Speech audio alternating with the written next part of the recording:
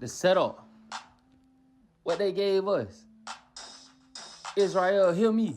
The nations handed us a prayer, called it the Lord's Prayer, and told us it was the most sacred thing we could ever say. They told us to chant it, word for word, until it became a second nature. But nowhere in Torah or in the Tanakh does this prayer exist. It shows only in the story they built around Yahushua. And if that story itself was twisted by Rome, then this prayer was most of all designed to keep us bound. Where it really came from, don't get it twisted. The words sound holy because they were stolen from our own scriptures.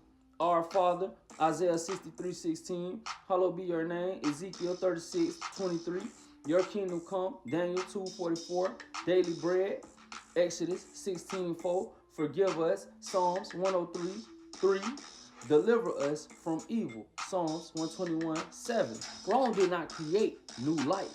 They stitched together the light of Torah and prophets and put it in the mouth of their figure. From prayer to hex. What makes it a hex?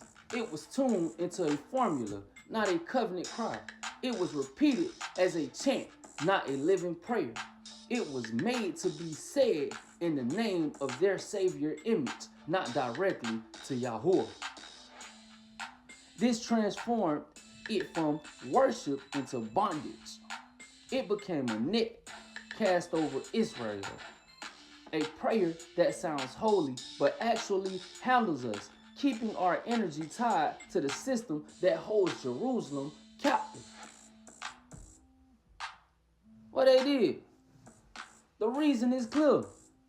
To keep Israel scattered, to keep the land in their possession, to keep Jerusalem inhabitants lost, to make sure our mouths never fully called on Yahuwah by his name. Every time Israel repeated the hex prayer as they taught it, the enemies feel justified in holding Jerusalem.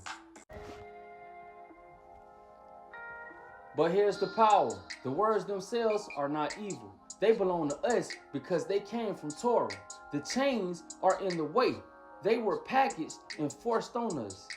So we break the hex by returning the words to their Torah roots, calling on Yahuwah's true name instead of Rome's image, praying like David and the prophets, not chanting like pagans, refusing the system formulas, and lifting our own voices in spirit and truth. 6. The awakening. When Israel wakes up to this, the spell loses its grips. When we stop feeding the system, the enemies lose their hold on Jerusalem. When we return to Yahuwah, the covenant opens again, and the land remembers her children.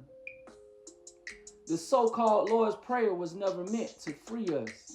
It was meant to bind us. But Yahuwah said, you shall know the truth, and the truth shall make you free. Israel, don't let your prayers be hijacked. Don't let your voice feed Rome. Take back what's yours. Pray as the prophets prayed. Call on Yahuwah by his name. And know this, Jerusalem is not forever lost. She waits for her children to awaken. Dearly, sincerely, wake up, my child.